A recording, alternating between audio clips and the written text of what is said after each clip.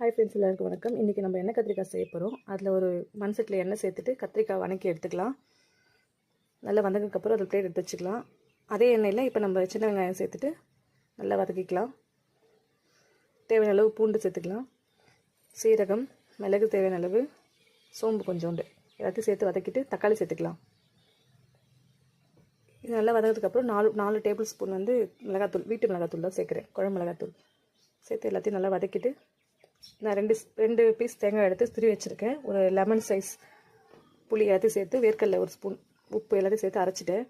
நல்லெண்ணெய் விட்டு கடுகு, வெந்தயம், அந்த பேஸ்ட் எல்லாத்தையும் போட்டு நல்லா வதக்கிக்கலாம்.